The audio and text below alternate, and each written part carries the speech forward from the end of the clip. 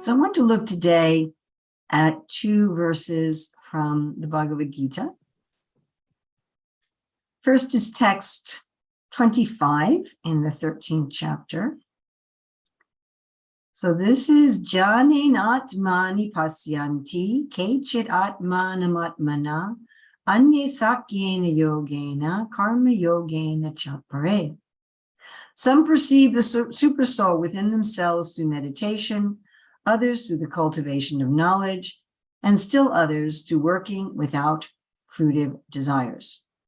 And we're also going to look at text 26.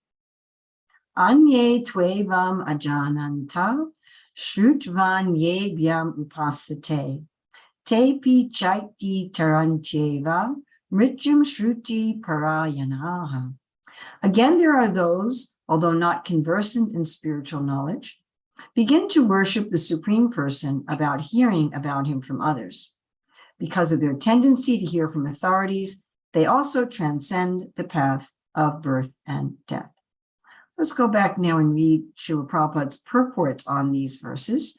So on the first verse, text 25, Prabhupada says, the Lord informs Arjuna that the conditioned souls can be divided into two classes as far as man's search for self-realization is concerned. Those who are atheists, agnostics, and skeptics are beyond the sense of spiritual understanding. But there are others who are faithful in their understanding of spiritual life, and they are called introspective devotees, philosophers, and workers who have renounced fruitive results. Those who always try to establish the doctrine of monism are also counted among the atheists and agnostics. In other words, only the devotees of the Supreme Personality of Godhead are best situated in spiritual understanding because they understand that beyond the material nature are the spiritual world and the Supreme Personality of Godhead,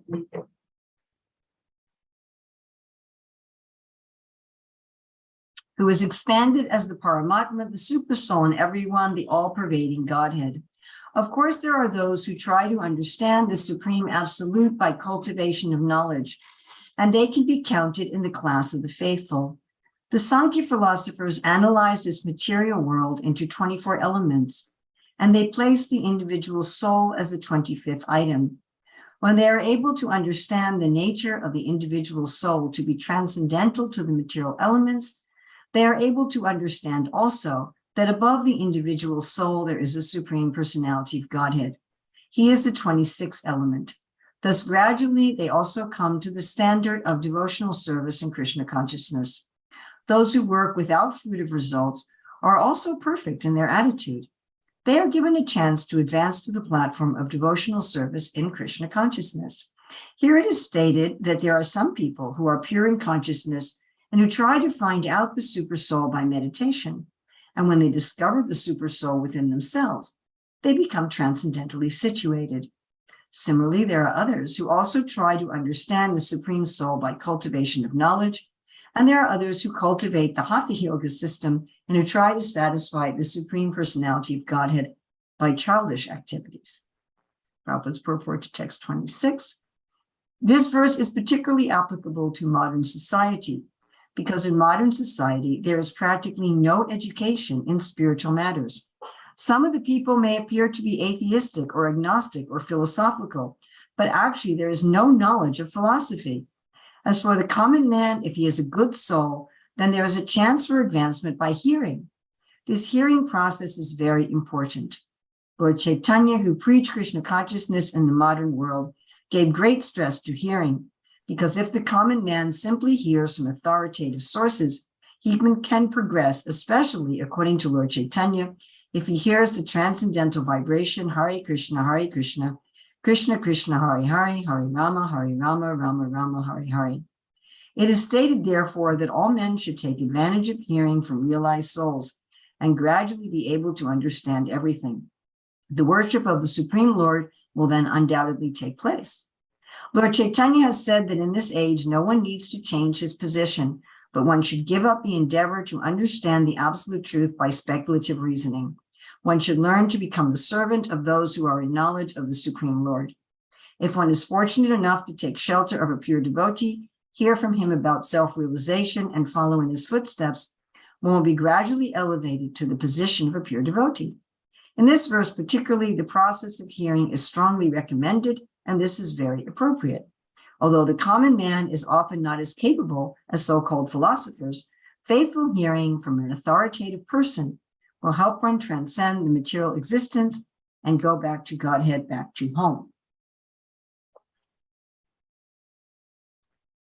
So let's just read over the translations again of both of these verses.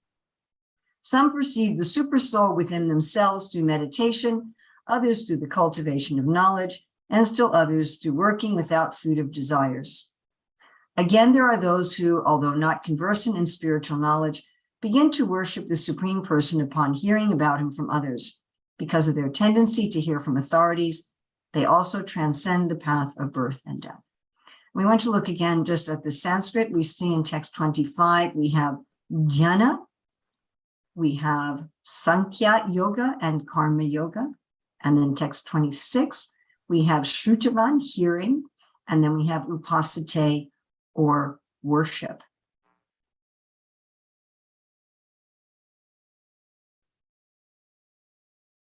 All right.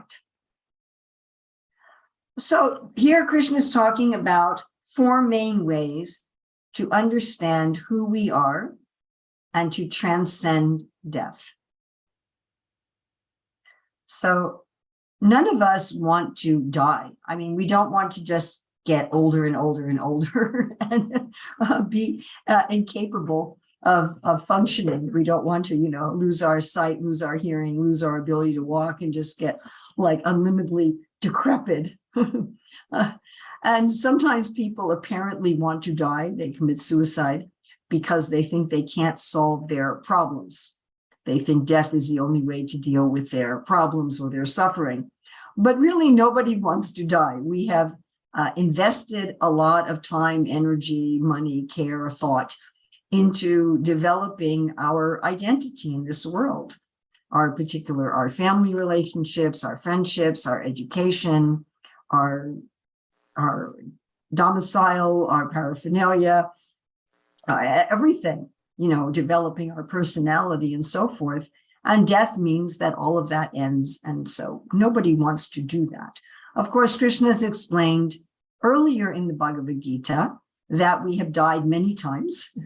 And so we all have experience of death and then starting over in the womb, in a baby's body, and having to learn language all over and just how to eat and how to walk, all from the beginning again.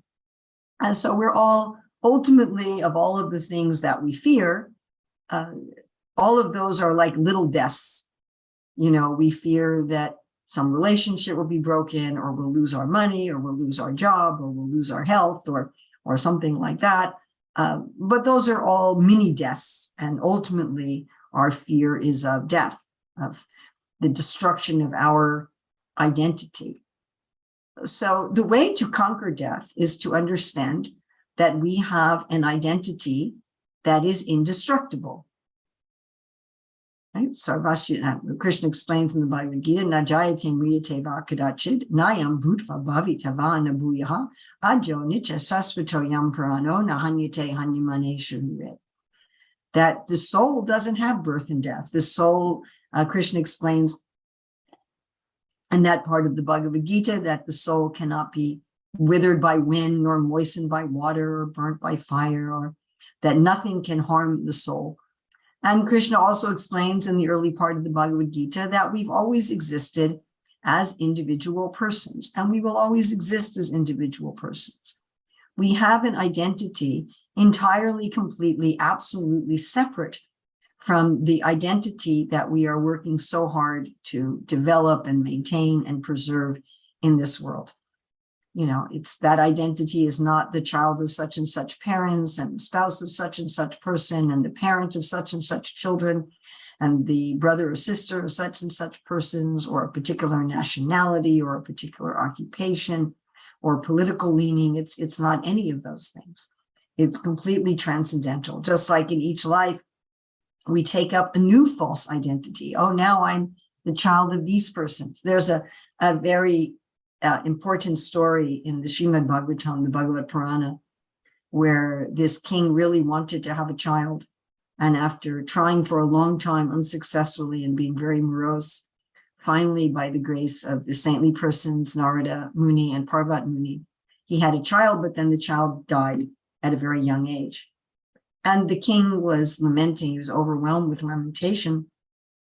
And then Narada brought this soul back into the body of the child temporarily and said, your parents are crying for you that you have died at such a young age. And the boy looks at his parents and says, in which lifetime were these my mother and father? I have had so many parents and so many lifetimes and so many identities. Therefore, if we really want to become fearless, if we really want to overcome all fear and anxiety, we need to know our transcendent identity. We try to become fearless in other ways, right? We try to have a very secure house, but of course, our house is always subject to various problems and ultimately destruction. We try to live under a good government, but again, there's always problems with government, and there can always be a war or whatever, and all of that security is finished. We may try to get enough money, even they call those securities, to try to be secure in this world. But ultimately, we're simply fearful that all of those means to allay our fearfulness are also subject to destruction. So how are we going to find out about our real, eternal, indestructible identity? So here Krishna gives 4 ways, all of which are effective. And if we analyze any of the genuine religions or spiritual processes prevalent on the planet at present, we will find that they're promoting one of these ways or some combination of them. So Krishna mentions Jnana Yoga, Sankhya Yoga, which can also be called Gyan Yoga, Karma Yoga, and then he doesn't use the word bhakti here directly, but he describes 2 of the main processes of bhakti, and that is hearing and worshiping. Now, we should also mention that Sankhya Yoga is not exactly the same as Gyan Yoga. Sankhya Yoga, as explained by Lord Kapila Dev in the 3rd canto of the Srimad Bhagavatam, also contains elements of bhakti, and it also contains elements of meditation. So Sankhya Yoga is really a combination of dhyan or meditative yoga, gyan or philosophical yoga, and devotion or bhakti yoga. Sankhya Yoga does not appear to have any elements of karma yoga. So let's look at each of these in turn and see how they can help us to understand who we really are and thus conquer death and the fearfulness of death. And we would look ultimately, of course, because we are the Hare Krishna movement under the guidance of A.C. Bhaktivedanta Swami Prabhupada and under the guidance of Sri Chaitanya Mahaprabhu. And so ultimately, we will be looking at Bhakti Yoga, which Krishna himself in the Bhagavad Gita always puts forward as the highest form of yoga, the most certain form of yoga, and the form of yoga with which all other forms of yoga have to be touched in order to be successful. But let's look at each of them in turn. So the first we'll look at that Krishna mentions first is Dhyan Yoga, meditation. Now, meditation has become extremely popular in the modern world. It's gotten to the point that, you go to your yearly physical with your doctor, and they may ask you, do you exercise? And they may also ask you, do you meditate? Right? There are many places of work, many companies that have training in meditation and times for meditation and meditation rooms. And if you tell people, oh, yes, I meditate every day, people will nod their heads and say, oh, that's very good. Again, it's seen in the modern world as if you say, yes, I exercise every day. Oh, that's very good. I try to eat healthy food. So meditation has become very popular not so much as a spiritual process for understanding the self and for transcending death, but as a way to have good health. And of course, anything that is in connection with the Supreme, anything that is a spiritual process will also get you good health and will also get you a happy, peaceful mind and will also improve your relationships in this world. I mean, there will be all of those side benefits to them, but that shouldn't be the reason that you do them. Just like there's research that married men are generally happier and live longer than single men. But if a man comes up to a woman and says, "Will you marry me so I can be happier and live longer?" She'd say, "I don't know about that." So it's not that one should engage in meditation just for these side benefits. And because of that, the meditation that's become very popular in modern society is actually unlikely to give people the goal of realization of the self. And people are also, usually their meditative practices are following a Buddhist model where they are simply trying to clear the mind of all thoughts and feelings and desires and meditate on nothingness. And after some time, to realize that they are also nothing. If it's like, instead of trying to understand a transcendent spiritual self beyond the body, beyond the mind, they are taking the body and the mind as the only self, and then they are trying to negate it. They are saying, well, the body and mind is not really, there's no tangible nature to that self. And that's a fact. I read somebody just the other day saying, who are we? Each person who knows me, everyone who knows me, would have a different definition of me, right? Each of my children, my grandchildren, my parents, my sisters, my friends, whatever. If you would ask them to describe me, they'd all give a somewhat different description. And that would be also different from how I describe myself. And I could even say, I don't see myself clearly, and they don't all see myself clearly. So who am I? Do I have any existence, really, any identity? And so the Buddhists, if they're only looking at the body and mind as the self, will rightly conclude that there actually is no permanent self. They're saying that it's something like a river that has constantly different water in it, and therefore it has no permanent identity. So that kind of meditation will not be helpful. It leads to just a sort of nihilism. But we have ample evidence that we have a desire and a sense of some sort of permanent identity. We have some sort of an idea that there's some I and some I-ness that has always existed. We can't imagine a time when we did not exist, and we cannot imagine a time when we will cease to exist. So if we were only the body and mind whose existence and identity is temporary and fleeting, where would this conception of beginningless and endless existence come from? And why would we all have it? Clearly, this desire for it, this hankering for it, is at least decent evidence that it actually exists on some level. So real Dhyan Yoga is not a meditation on the void. Real Dhyan Yoga is not simply letting go of the temporal, ever-changing, illusory conception of self, but it is a meditation on the real self, which is in the heart of this body, not literally like sitting in the blood vessels, but in the subtle heart of the body, along with the Supreme Lord himself. That the soul, as explained elsewhere in the 13th chapter, has a consciousness that pervades this body. We are the master of this body, just like the head of the company is the master of the company. And the head of the company's energy pervades the company, which is also made up of so many employees. So in our body, there's so many employees, each of our skin cells and heart cells and stomach cells and lung cells, and they're all like our little employees, and we're the big boss. But then there's a bigger boss, kshetramam chapimam vidhi sarva kshetreki varata, kshetra gyanam, yatad jnanam atam mama. Krishna says, above the soul and the body, there is also the Lord in the body. So meditation should be on that. If we want to realize the real self through meditation, then meditation has to be on the real self and on the Lord.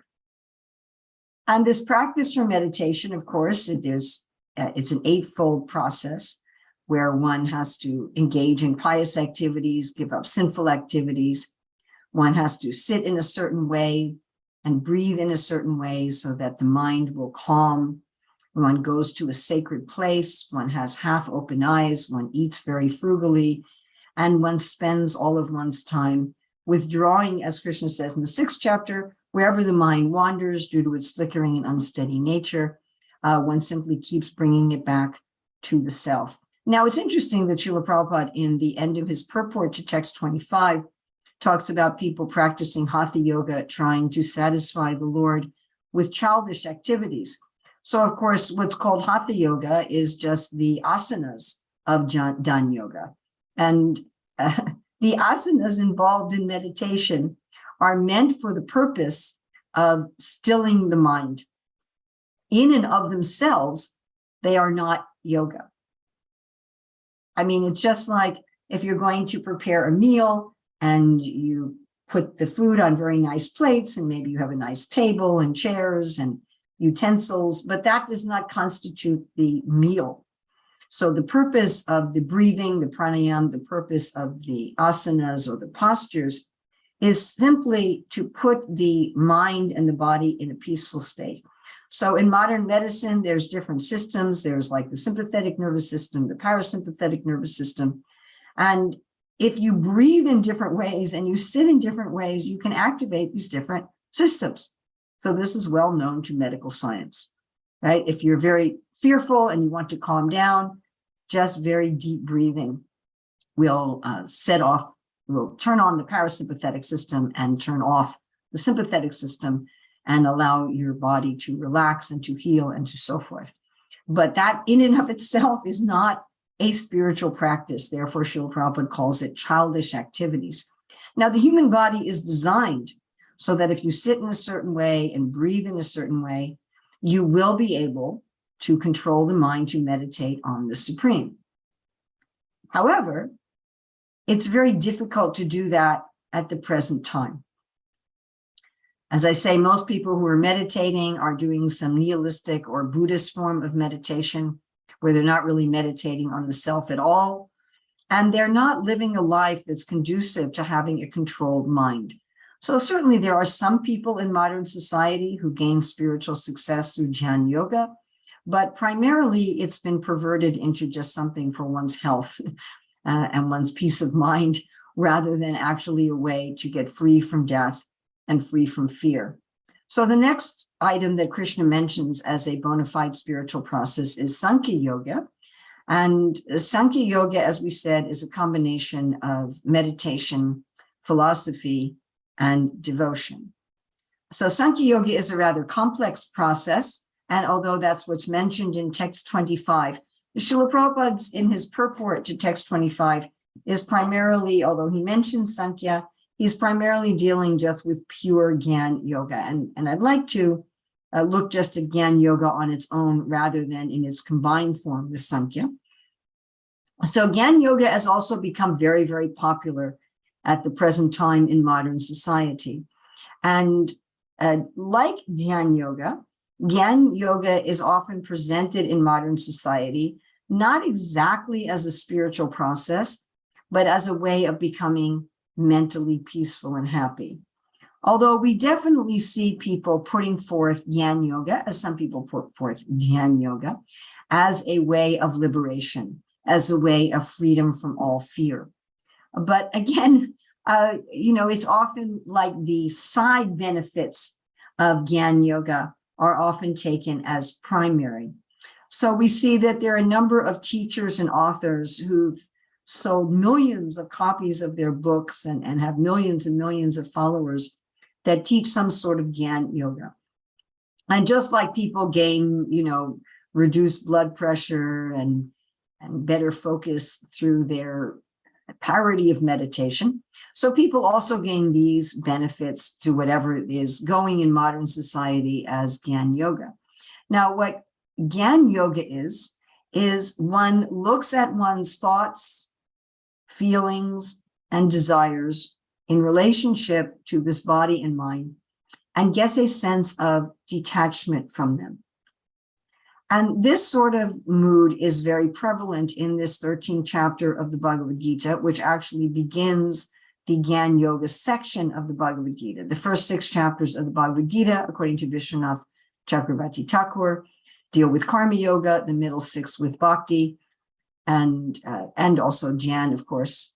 Jnana is in the end of the Karma Yoga section in the 6th chapter. And the last 6 chapters deal with Gyan Yoga. So this is the chapter of the Bhagavad Gita where a focus on Gyan is prevalent.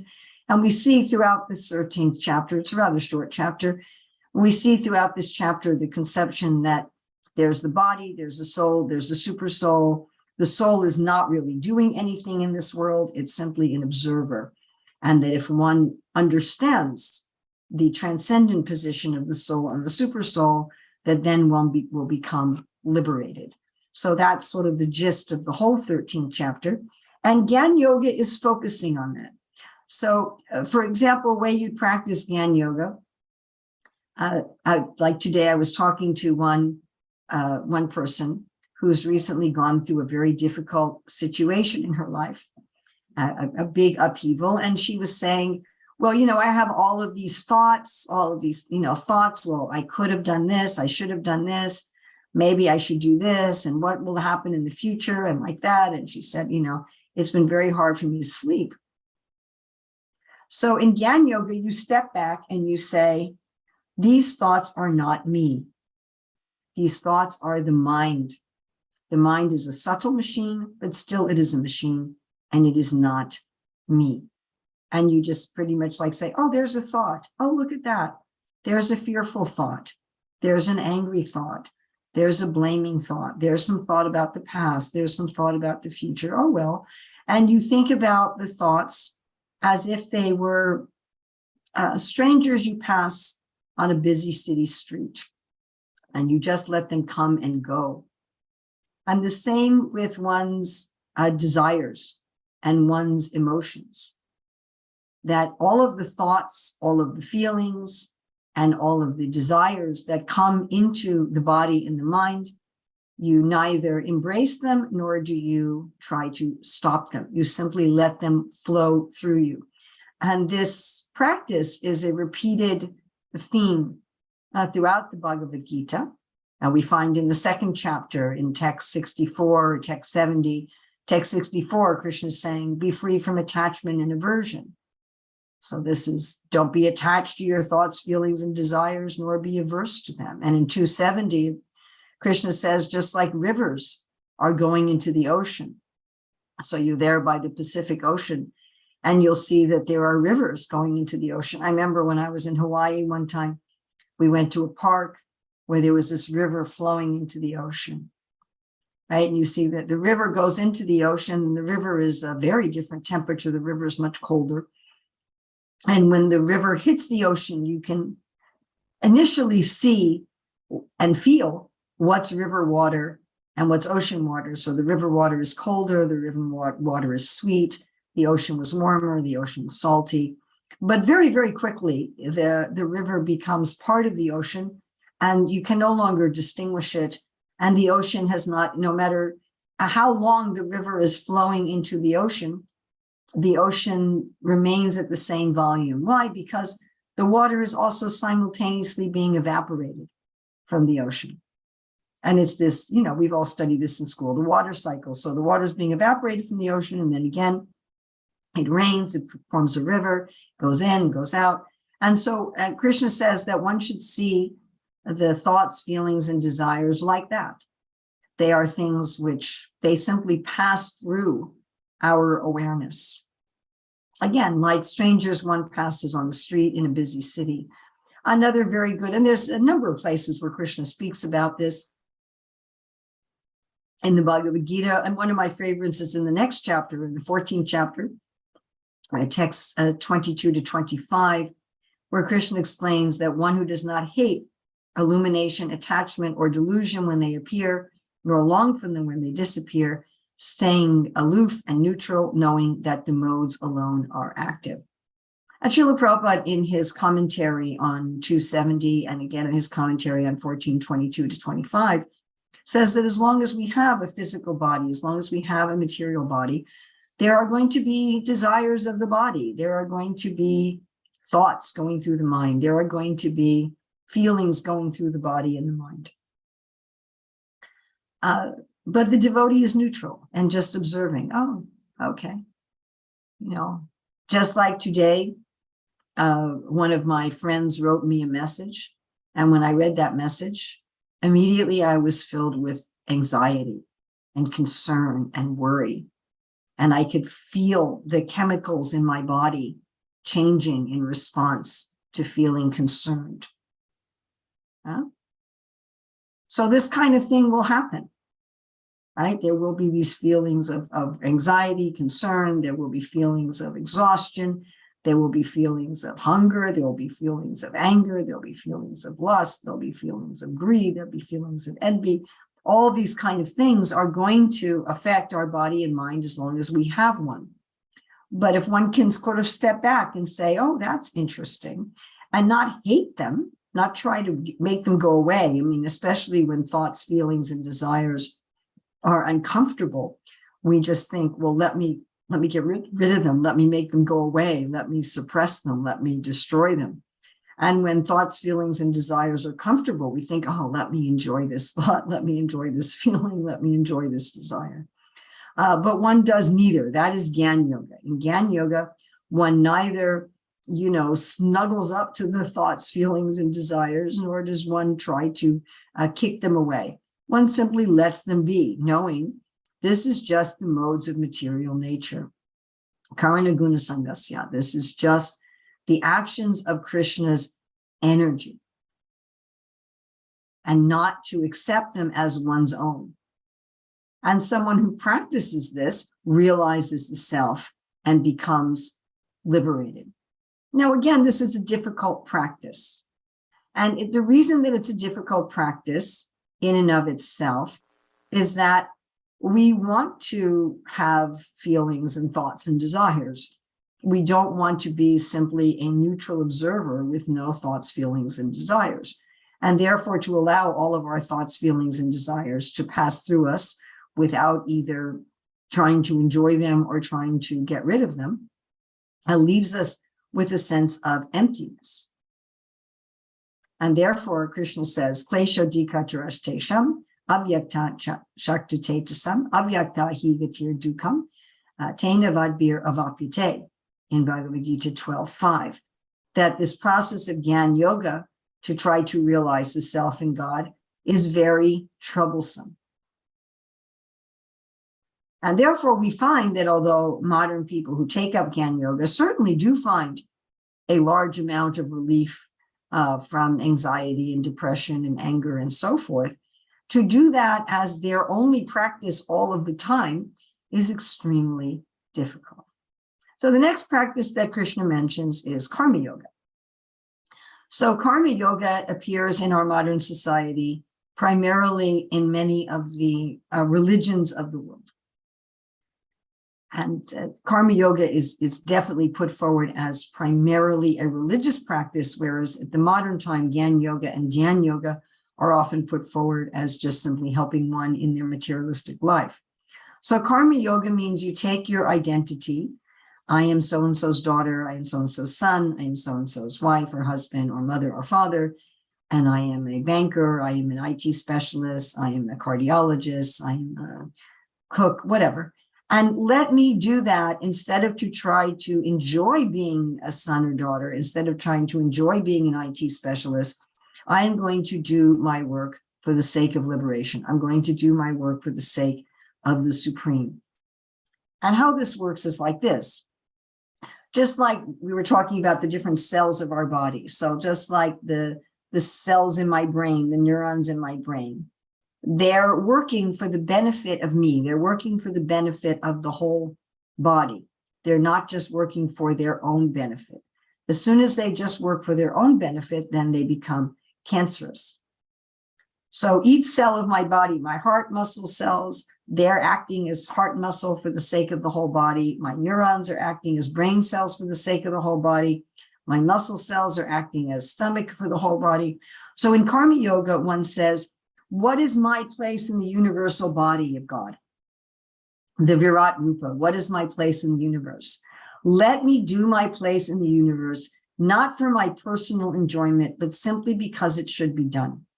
And this is what we call a sense of duty, but it's not a sense of duty in the sense of the mode of passion, Rajagun. It's not a sense of obligation. Often we confuse duty with, oh, I don't really want to do this. Oh, I wish I didn't have to do this. It's not fun to do this, but it's what I should do. It's what I'm supposed to do, and therefore I should do it.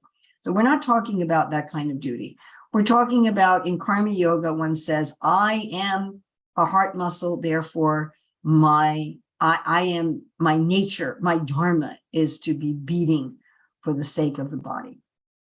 So in Karma Yoga, one says, I have this particular nature, I have this particular place in society, my rightful place, my dharma, my existence is to be that for the sake of the universal body, not for my separate enjoyment. And Krishna says very nicely in the 12th chapter of the Bhagavad Gita, that by working without trying to independently enjoy the results of one's work, that one gets peace. Tvajak Shantir and Anantaram. At the end of giving up, of renunciation, Tvajak Shanti, one becomes peaceful.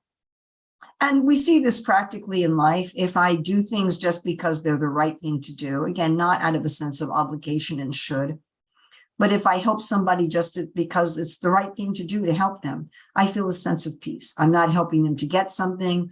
I'm not helping them for honor or prestige. I'm not trying to get something on my own. I'm just helping them to be a nice person, just to do it because it is the thing to do. Then I feel a sense of peace. So Karma Yoga is like that. And when the mind is peaceful and still, then one naturally understands the self and God. So in Jnana Yoga, one is trying to make the mind peaceful and still mechanically. In Jnana Yoga, one is trying to make the mind peaceful and still through a philosophical adjustment. I am not these thoughts, I am not these feelings, I am not these desires. In Karma Yoga, one is making the mind peaceful by working with a different sense of purpose, with a different goal. Now, as we mentioned, there were problems with Jnana Yoga and Jnana Yoga. There is also a problem with Karma Yoga. And the problem with Karma Yoga is that the whole purpose is to realize one's identity separate from the body and mind. But in Karma Yoga, you're working according to the identity of the body and mind. You're saying, I am a husband and father. Therefore, let me be a husband and father for the sake of the universal body, for the sake of God. After doing which, if your mind becomes peaceful, you realize you're not really a husband and father at all, you're a soul.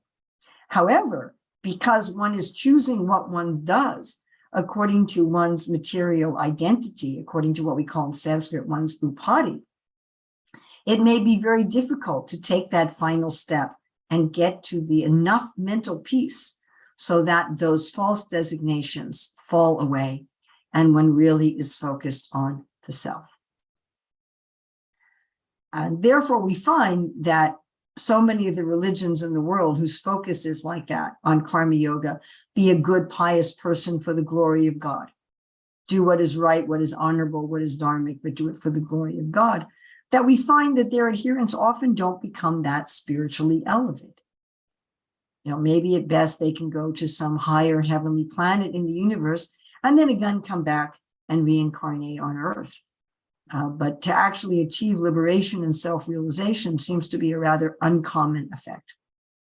So then Krishna says in text 26, here in chapter 13, that the other way one can realize the self is by hearing that leads to worship. So this, of course, is a prime element of bhakti, of devotion, that we hear about the Lord, we hear about the soul, and that hearing motivates us to worship the Lord. it motivates us to develop a loving relationship with the Lord. So bhakti goes directly to the heart of the misidentification problem and the real identification solution. Because the real identification, that of being a soul, doesn't end with just I'm a soul, but Jivera Swarupaya Krishnari Nityadasa. I am a soul that is eternally a loving servant of the Lord. I have an eternal relationship with the Lord of loving service to him. And indeed, the Lord also has an eternal relationship of loving service to us. He's the master, but yet he still serves us. Just like any good master takes care of the servants, any good employer takes good care of the employees, any good parent takes care of the children, and so forth, right? The employees don't just serve the employer also serves the employees if they're not a tyrant. So this reciprocation of service and love, this is the real essence of who we are as the soul. Right? We are eternally parts of Krishna. So whereas in Jnana Yoga and in Karma Yoga, the main way of realization is by not. I am not these thoughts, feelings, and actions. I am not the enjoyer of my fruits. And in Jnana Yoga, it's a mechanical stopping of the wrong identification. So Jnana Yoga is higher than Karma Yoga and Jnana Yoga. It is a higher form, but it's not very active. I mean, meditation on the Lord is also a limb of Bhakti Yoga, but just to meditate on the Lord is not really very active service. In Bhakti Yoga, when we meditate on the Lord, we meditate very, very much on his name, form, qualities, and pastimes, and even upon serving him. It's not such a passive activity. And in Bhakti Yoga, we're acting immediately according to our real identity. And that's not done so much in Jnana Yoga, Jnana Yoga, and Karma Yoga. Also, we could say that Jnana Yoga, Jnana Yoga, and Karma Yoga do not exist in the ultimate sphere of liberation. They do not exist in the spiritual world. They're a means to an end, but they are not the end. Liberated persons in the spiritual world are not doing pranayam and asanas. Liberated persons in the spiritual world are not ignoring their thoughts, feelings, and desires, and liberated persons in the spiritual world are not acting according to a material designation for the sake of the Supreme. So although those three processes of yoga are bona fide and they do work, they are means to an end. They are not in and of themselves the end. They are a way of getting to one's identity. Bhakti Yoga, however, is a way of acting in one's identity even from the beginning, even without having fully realized one's identity, even only understanding one's identity theoretically. One is immediately, let me do some service, let me hear about Krishna, let me worship Krishna, let me feed Krishna, let me dress Krishna. Now, it may look like the Bhakti Yogi also does Gyan, and Karma. And in one sense, that's true. As we were saying, the Bhakti Yogi also meditates on the Lord. But it is, even though it may not look very active physically, it is a very active internal mental state. It is not simply passive. The Bhakti Yogi also ignores the material thoughts, feelings, and desires, simply not represses them, but ignores them, lets them simply pass through them without trying to enjoy them or trying to destroy them. But the Bhakti Yogi simultaneously is cultivating the thoughts, feelings, and desires related to the Lord and the spiritual reality. So they're full of thoughts, feelings, and desires on the spiritual platform. And the Bhakti Yogi also acts in this world according to their material designation for the pleasure of the Lord, but does so at the same time cultivating their spiritual identity. I like to compare it to a secret agent.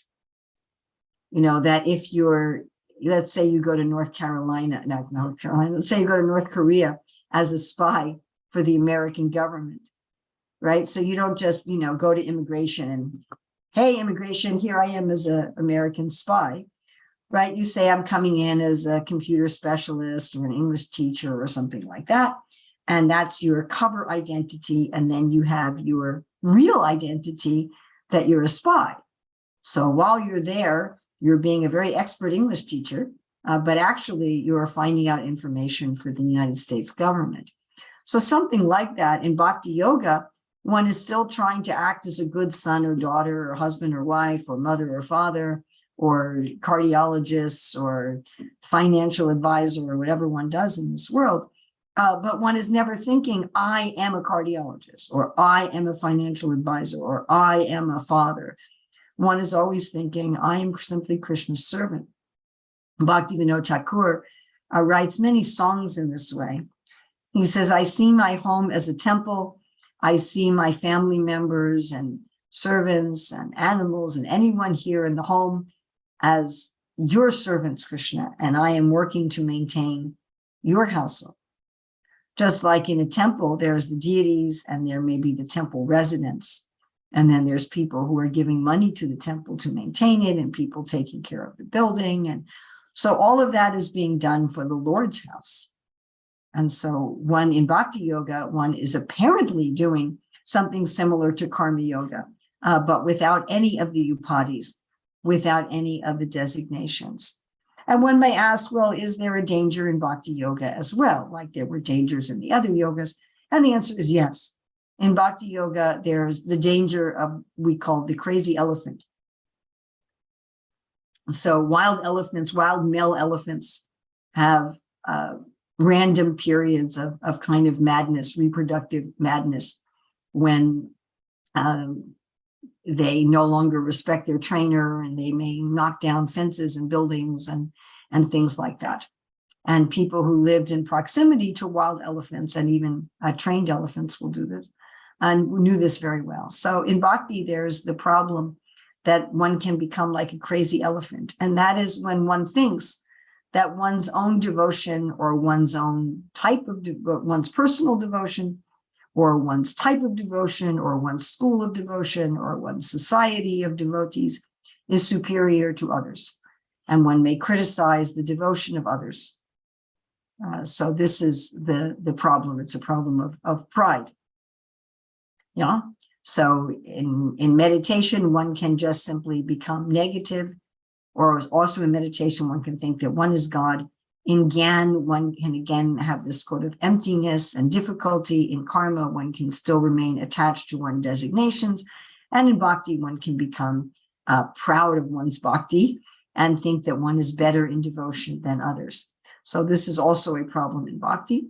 But bhakti is the easiest to perform, especially for people in this age. It is always the easiest process to perform, but especially at the present time.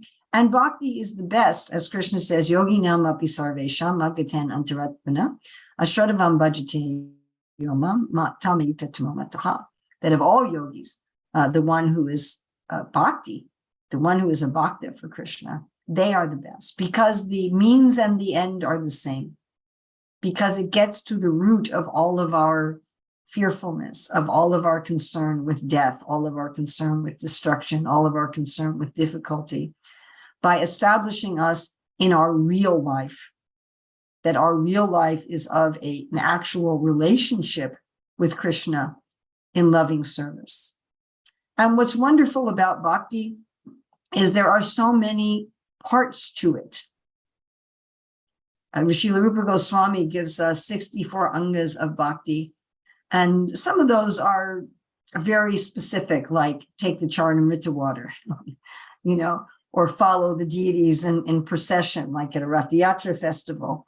But some of them are almost unlimited in scope, like do service, or become Krishna's friend, or surrender to Krishna, or worship Krishna, or chant and sing about the Lord. And each of those you could unpack into an unlimited amount of activities, both mental and physical. And especially in Sri Chaitanya Mahaprabhu's movement, almost anything that can be done into the world. I mean, you can't be a mafia boss for Krishna or, run an alcohol store for Krishna or something like that. But almost anything that you can do in the world you can do in Lord Chaitanya's movement, and you can do for Krishna. So not only is it very easy to do, but it's all encompassing. Prabhupada would say that Krishna consciousness is not narrow or stereotyped, that practically anyone with practically any talent, with practically any inclination, has something that they can do for the glory of God, has something they can do in service, has something they can do with meditating on Krishna. So we invite you to think about, how can I increase my engagement in bhakti? And how can I increase my engagement in bhakti for the purpose of conquering this fear of death and realizing the Supreme Lord in loving service, realizing who I am, realizing who is the Lord, and actually entering into that eternal relationship. So I'm not sure if we can take any questions. We have about 5 minutes. Is there some mechanism here that anybody can ask a question? Bhagavatam is a process of question and answering, where Krishna and Arjuna are having questions and answers. Yes. The Bhagavad Gita is all about questions and answers, and the Bhagavatam is all about questions and answers, and quite a bit of the Chaitanya Charitamrita as well. And the Bhagavatam wouldn't exist, nor would the Bhagavad Gita exist without questions and answers. Therefore, Krishna explains when we approach a guru, Tadvidi Pranipatena Pariprashnena Sevaya. Elaborate on, if you could elaborate on the Karma Yoga versus, you said the Jnana Yoga and the Karma Yoga. Just a little bit more on those. On those Jnana. Two? Yeah. So Jnana Yoga is mostly a particular philosophical disposition. You take a disposition of the thoughts, feelings, and desires that enter into my body and mind are not me, and I allow them to enter, I allow them to be, and I allow them to leave, and I don't interfere with them. I don't interfere with the thoughts, I don't interfere with the emotions, I don't interfere with the desires. I let them come, I let them peak, I let them leave.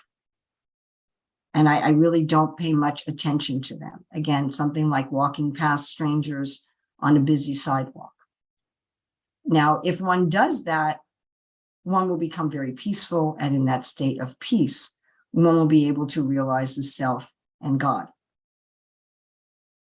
Karma Yoga is that I take whatever identification I have in this world, and I do that for the sake of universal harmony rather than my own individual enjoyment. By doing that, by doing my work in that mood of detachment, I also develop peace, and that peace allows me to see the self and God. Is that clear? Yeah, that seems to makes me think of Varnashram Dharma. The Karma Yoga. Varnashram Dharma is, in and of itself, is karma kanda. Mm-hmm. So just Varnashram Dharma in and of itself is you're in the right place and you're enjoying piously. So, you're being a good husband, not exactly for the sake of the Lord, but because that way you can get good karma and you can enjoy the world in a pious way. So Varnashram Dharma in and of itself is like that. Now, if you're going to talk about divine Varnashram Dharma, then it becomes Karma Yoga. Mm-hmm. And the distinction between Karma Yoga and Karma Kanda is Karma Yoga, one is doing for the satisfaction of the universal body of God, rather than for one's own satisfaction. So as soon as you go to something that's religious, like people who just say, well, I want to be a good person, I want to be a good mother, I want to be a good son, I want to, be an ethical banker. That's talking about some kind of Varnashram Dharma. When you add, I want to be a good mother for the glory of God, I want to be a good banker for the glory of God, then it becomes Karma Yoga. Now, karma yoga is absolutely dependent on varnashram dharma. You can't engage in karma yoga without also engaging in varnashram dharma. That's not true for the other kinds of yoga. So for Dhyan yoga, Gyan yoga, and Bhakti yoga, you don't need to be engaged in varnashram dharma also. I mean, still doing varnashram dharma, it's very helpful in the other kinds of yoga, because like Dhyan yoga requires yam and niyam, and that would be defined according to your particular varna and ashram. But there, it's not essential. Is that clear? Yes. Mm-hmm. Yeah, I would have to ponder that for quite a little bit in order to really digest all that, the full thing of it, but it's that's Okay. not part of the real. Well, that's a very good thing to ponder that for a while. So I think it's time now for the arti. Yes, Mataji. Okay, I think we're supposed to end here. Thank you very much for this opportunity. Thank you very much for giving class, taking the time out from your busy schedule. We really appreciate it. Thank you again for asking. Srila Prabhupada ki jai.